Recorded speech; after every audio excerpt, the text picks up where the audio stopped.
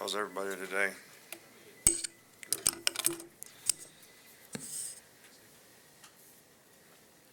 I think, as I said after the game, that very proud of the way our team competed in the game. Guys really played hard, played with a lot of heart, great competitive spirit. But when you look at things, the devil is kind of in the details. We could have really lost the game based on mental mistakes, mental errors, lack of execution at times that led to really bad plays for our team. So our focus needs to be on getting these things corrected, but having the ability to focus on sort of each and every play. It's kind of hard to figure out when you get behind in a game 24-3. Basically gave them 14 points, one on a missed execution of a line call, which gave them a sack fumble for a touchdown, one which was a busted coverage in the secondary, which was really pretty easy, lack of discipline and eye control for an uncontested touchdown, and then come back and sort of go 45-6 over the next however many minutes in the game, and then do a really poor job of finishing the game like we need to finish and allow them to score 13 points in the last 5 minutes or whatever in the game. So all these things catch up with you if you don't fix them, correct them, focus on every play, and get things executed properly. Leads to lots of problems. So you don't ever want to beat yourself. And when you do things like that, you give yourself an opportunity to beat yourself. It's one thing to get beat physically. You can't cover them. I can't block them up front. That's different. All right, and that may happen someday. All right, but all this other stuff, you beat yourself. And that's what we got to get fixed. So I'm sure you all got the players of the week and all that. We're not practicing today. I think our team needs a little bit of a physical rest and recovery time today, so we will have our normal meetings, and we will do stretch and stride, but we are not practicing today. Our Darius Stewart would be the biggest question mark for this game. I think Jalen's fine. Eddie Jackson, I think, will be fine, and Minka will be fine, but it may take a day or so to get those guys back in the lineup. So the focus here for us is to sort of pay attention to detail, play in and play out, so that we get better consistency and execution and we don't beat ourselves. And, you know, Kent State, my alma mater, and I was telling Terry this morning, I watch these games and these tapes and look on the field, and I played there. And I can't remember too many games that I played in there. So I guess I'm getting old.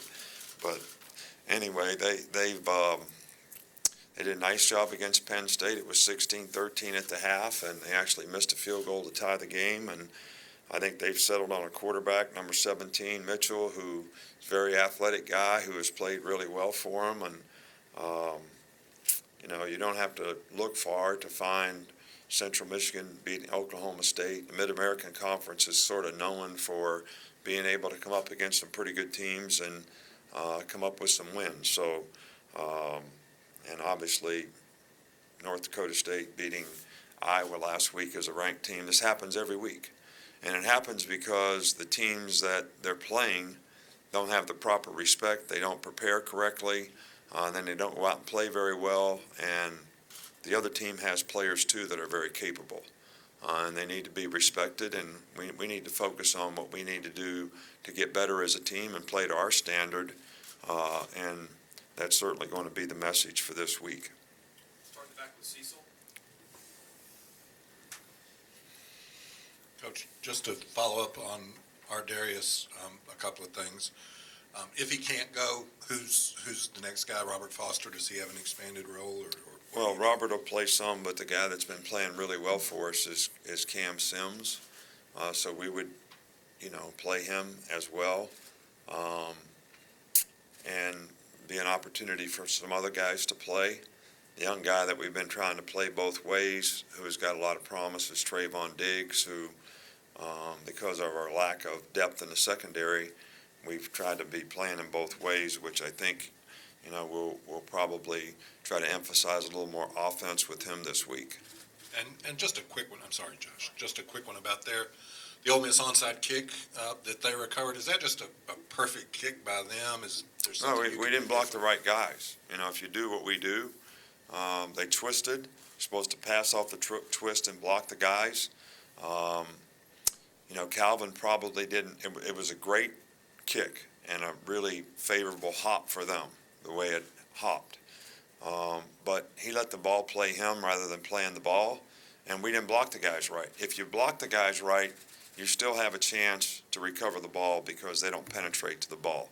They twisted, 17 came around, nobody blocked them, we didn't block the right guys, and that gave them a chance. But these are all the things that I'm talking about in terms of not executing the details of what you need to do, which gives the other team opportunities to beat you and make plays. It's taken nothing away from them. It was a really good kick. They executed what they did right, but we didn't do what we did right. All right, and so we gets a little frustrating, but we have to work with the guys and use these things as learning experiences so that we can grow and get better. Up front here with Mark. All right. I know Damian has been the number one guy at running back, but how have Bo, Joshua, and BJ Emmons developed, and how do you plan to handle that rotation going forward? You saw them play. What do you think of them? I mean, they're all playing pretty good. They're coming along. They're freshmen. They're young guys. We're happy with them. Wasn't happy that Bo fumbled the ball at the end of the game. That another thing, attention to detail. All right. I mean, we're 4 minutes. We're taking the air out of it, and we fumbled the ball. So, do you like that? I mean, I don't know if I liked it already then. So. John Zier. Two questions, if I could. One, Jalen's not. There's several freshman quarterbacks who are kind of instantly playing. Jacob Eason at Georgia as well. Is there something about the high school offenses? Are they preparing them well? The style of offenses, the coaching they get in high school, that preparing kids well to come in and play quarterback pretty quickly, or is that?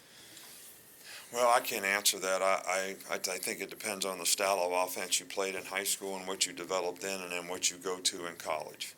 I think if a guy played in a spread offense, he's probably more apt to be able to come in and play early in a spread offense in college. If a guy played in a pro-style drop-back sort of offense in high school, he's probably going to be more apt to be able to play in that style of offense in college. I think it's when you get the crossovers.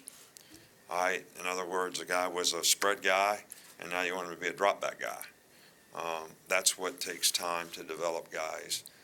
Because the learning curve is completely different and sometimes a little bit foreign to the guy in terms of what you're trying to get him to do. So I think that's probably more the reason that guys can play early. And do you think, in your experience, do games like this against Ole Miss, can they be kind of growth experiences because they see a lot of things they need to correct, but they also maybe gain confidence in each other and themselves when they're facing adversity on the field? Well, it can be. I mean, I think if you can be happy about the way you competed in the game and that you won, but also be disappointed enough in the way you play as if you lost, then you'll learn something. I don't know if you can do that or not. It's not really human nature to do that, but if we can do that, then we'll accomplish something. Left middle with Raider. What was the rationale behind using, so many jet sweeps and bubble screens in the first half and attacking them horizontally? Well, I think that a lot of the stuff that we did in the first half was set up some of the things that we did later on. But I also think that, we were really trying to, we thought that we could execute these things. And if you look at them on the film, if we would have blocked them correctly, again, attention to detail and execution, they would have been better plays. I think that we were trying to run the ball in the perimeter to see if we could get them tired, which we did. And then we had a lot more direct runs later and played a lot more physical interior line play for us and had success running the ball inside. So sometimes, one of these things build on the other. And I think that was sort of that was the plan in the game. They got pretty good speed on defense, and they tracked us down pretty good on the edges, but when we came back and ran the ball inside off of some of the same motions and the same formations, that's what you folks don't sometimes get. The guy's going on the jet sweep. All right, now you hand the ball and run a counter the other way, and they're all running out there because you ran the play in the first half, and now you bust them on this play. But you all don't see that. You just see, well, we ran that play good, so why didn't we run it more? My wife's the same way. Why didn't we run that play in the first half? No different. Kristen, same way. They got all the answers. Go over here with Ben. Did you like the combination you used on the inside of the offensive line for this game, or how are you going to handle that from here? Well, I still think there's competition there. I still don't think we're satisfied with, Bradley played pretty well in this game in a tough situation, in a tough environment to make, line calls, but we're still not totally satisfied with the inside three guys and how they play together, and we're going to continue to have competition, at those positions, and I think that's as much as I can say about it. Although I do think the line played better. Go here in the middle with Michael. How is the read option added to this offense, added a dimension to it, and how difficult is it for a defensive coordinator to prepare for a quarterback who could do that kind of read option? Well, I think you certainly got to practice against it, and it certainly adds an element to, what you have to try to defend. I also think that it complements some of the other things that you do. And I think all these things work hand in hand in, having a productive offense. And I think, we want to do what our quarterback can do, but I also feel like we need to get better at throwing the ball, especially down the field. And we left a lot of money on the table in the last 2 weeks, not throwing the ball to the open guys where we're supposed to be reading it, and we got to get better at that. All right, and we know it's a work in progress, and we're going to keep working at it. And I think if you had the combination of, look, they're going to play you different on defense if you got a running quarterback. Well, if you can throw the ball too, you can make them pay for that. So that's what we need to focus on improving on. Front here with Dwayne. Coach, there was a lot of plays reviewed, a lot of instant replays. How much do you feel like that impacted the game? And is there any suggestions for how they can speed it up? Does that affect flow when they're taking?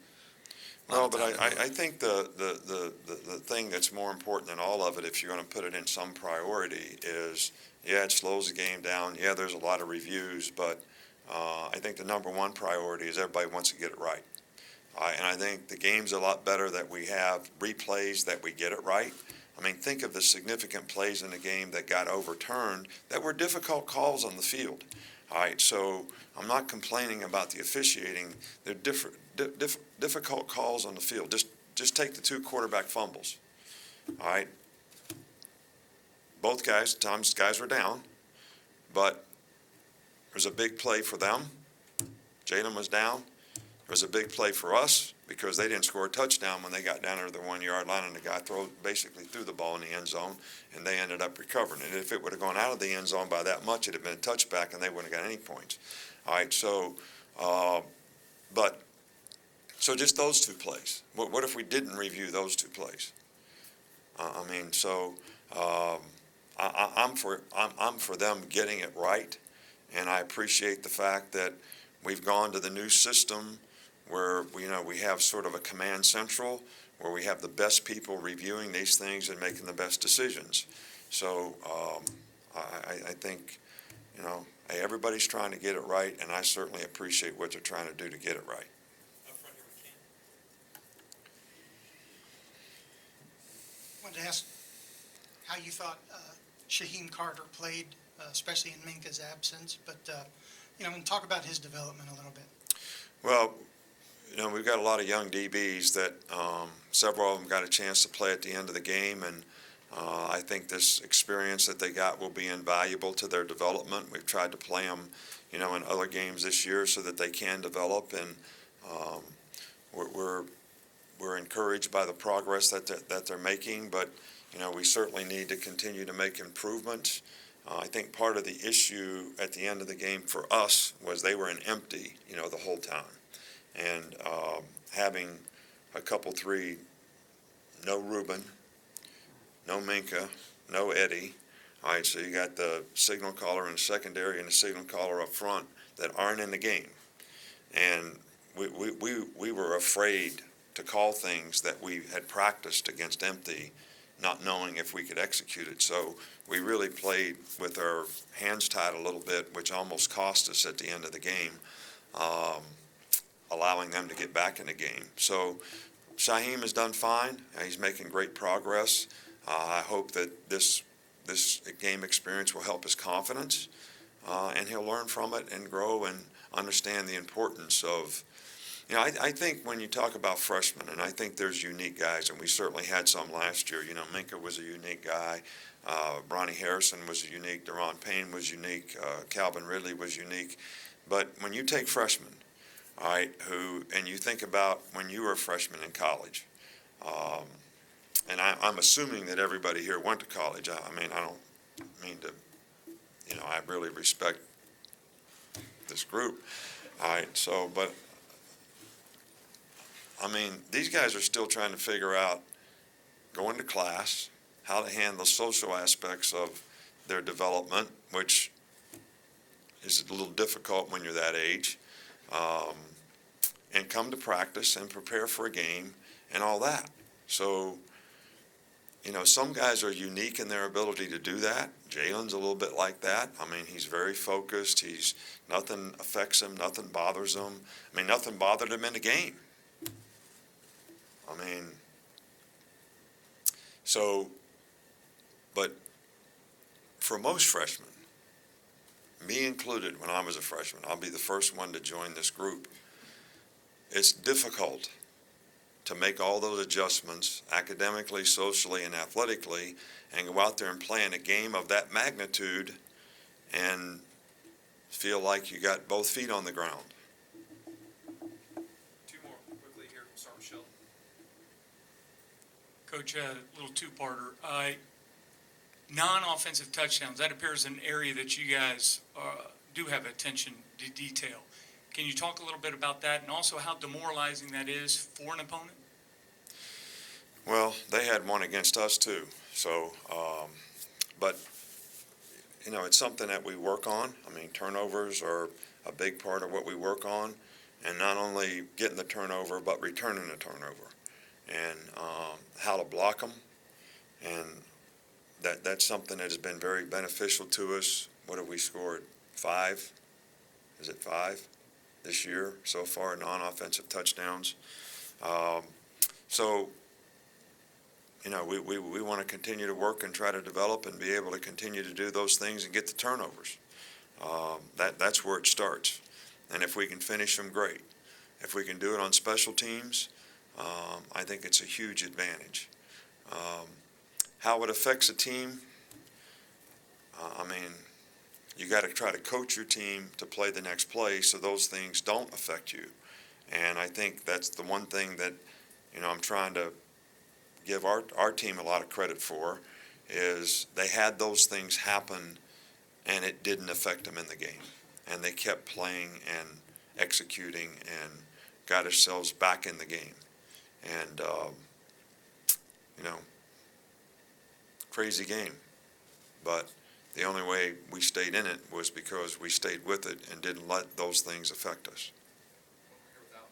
Nick, just wanted to ask, obviously Jalen started the last two, played the majority of the snaps this season. Are you ready to name him the full-time starter, or has that been discussed? No, I think I would leave that up to you guys. You can determine whether you think he's going to start or not. I'm not really making any announcements or anything like that on that. I mean, not that that was a dumb question or anything, but, I mean. Coach, we have time for one more here. Right back here. Sorry. Nick, you said you might not remember the games when you were at Kent State, but when you were a freshman, there was a traumatic incident that happened with the National Guard.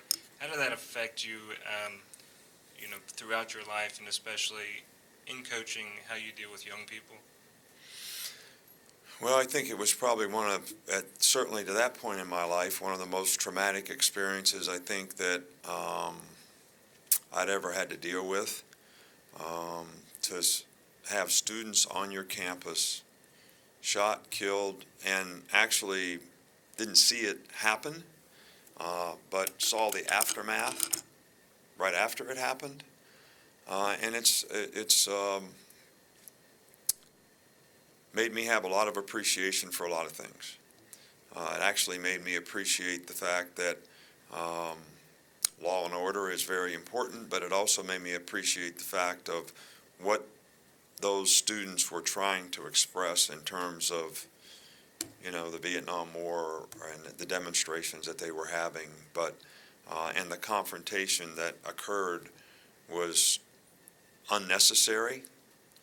There's a film out of it actually happening. I don't know if you've ever had the opportunity to watch it, but they had already tear gassed the crowd, broke up it was martial law, so you couldn't have a meeting. So Monday noon they had a meeting or a gathering, and it was kind of over, and the National Guard was actually marching up the hill, and all of a sudden they wheeled around and fired into the crowd.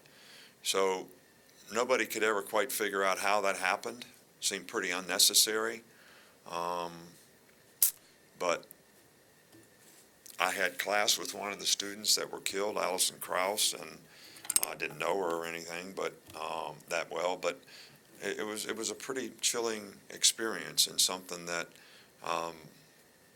makes you view things a little bit differently, and certainly have a much better appreciation of not taking for granted life itself.